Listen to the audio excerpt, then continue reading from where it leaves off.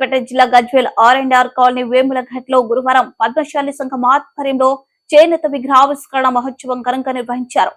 ఈ కార్యక్రమంలో పాల్గొన్న సిద్దిపేట జిల్లా పద్మశాలి సంఘం అధ్యక్షుడు డాక్టర్ కస్తూరి సతీష్, గజ్వేల్ ప్రజ్ఞాపూర్ పద్మశాలి సంఘం అధ్యక్షుడు దుర్గాప్రసాద్, వేములఘట్ మాజీ ఉప సర్పంచ్ బాలకిషన్ గుప్తా మాట్లాడుతూ పద్మశాలి సంఘం ఆధ్వర్యంలో చేనేత విగ్రహ ఆవిష్కరణ కార్యక్రమంలో పాల్గొనడం సంతోషంగా ఉందని, వ్యవసాయం తర్వాత చేనేత వృత్తికి విశేష ప్రాధాన్యత ఉందని, పద్మశాలి సమాజానికి చేనేత విగ్రహ ఆవిష్కరణ శుభాకాంక్షలు తెలిపారు.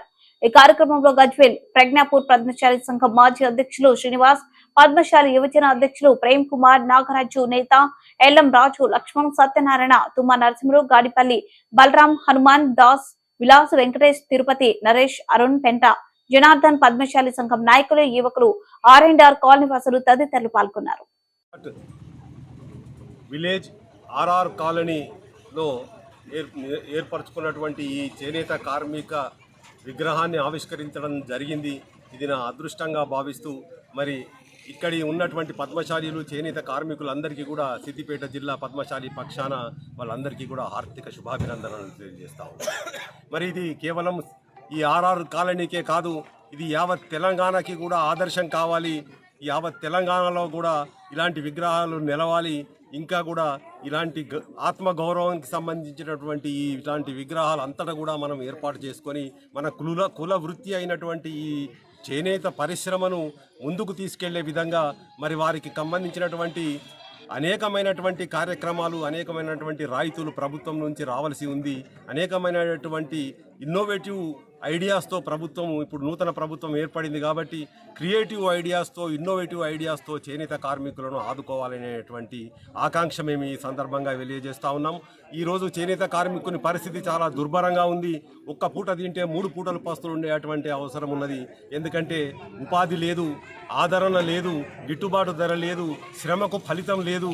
కేవలం ఒక 100-150 రూపాయలు దినమంతా కష్టపడితే కూడా ఒక మనిషికి ఈరోజు గిట్టుబాటు అయ్యే ప్రసక్తి లేదు. అదే మనం ఒక తట్ట మోయడానికి వెళ్తే కనీసం 500-600 రూపాయలు వస్తున్నాయి. కానీ ఒక మన కులానికి సంబంధించి, మన మానానికి, మానవ మనుగడకు సంబంధించినటువంటి ఈ కుల వృత్తిని మనం ఇంకా పోషించుకుంటూ అలాగే ఉన్నట్టయితే కనీసం ఒక 100 రూపాయలు కూడా ఈరోజు సంపాదించుకోలేనటువంటి దుస్థితి ఉంది. కాబట్టి ప్రభుత్వం దృష్టికి ఇవన్నీ కూడా సమస్యలను తీసుకొచ్చి మరి అనేక విధాలుగా వారిని ఆదుకోవాలి అని చెప్పేసి ప్రభుత్వానికి మేమందరం కూడా చేతులు జోడించి మరి ప్రభుత్వానికి విజ్ఞప్తి చేసుకుంటా ఉన్నాం. ముఖ్య అతిథిగా డాక్టర్ కస్తూరి సతీష్ గారిని ఆహ్వానించడం జరిగింది. మరియు ఇక్కడికి విచ్చేసిన కుల బంధువులందరికీ సభాముఖంగా నమస్కరించి తెలియజేయడం ఏంటంటే, ఒక పద్మశాలి ఒక గౌరవాన్ని పెంచినట్లుగా మా ఇక్కడ విగ్రహాన్ని ఏర్పాటు చేయడం మేము చాలా గర్వపడుతున్నాము. ఇటు కార్యక్రమానికి విచ్చేసిన పద్మశాలి కుల బంధువులందరికీ ఈ సభాముఖంగా ధన్యవాదాలు తెలియజేస్తున్నాను. రాబోయే రోజులలో కూడా పద్మశాలి చేనేత కార్మికులు ప్రభుత్వం పరిష్కరించాలని, మరియు అనేక సమస్యలతో కొట్టుముట్టాడుతున్న చేనేత రంగాన్ని ప్రభుత్వం ఆదుకోవాలని సభాముఖంగా తెలియజేస్తున్నాను. రాబోయే రోజులలో గజ్వేల్ ప్రజ్ఞాపూర్ పద్మశాలి సంఘంతో మమేకమై మాతో ఈ వేములఘట్టు, ఈ ఆర్&ఆర్ కాలనీల గ్రామాల పద్మశాలి కుల సభ్యులందరికీ ఐడి కార్డ్స్ ఇష్యూ చేయడం జరుగుతుంది.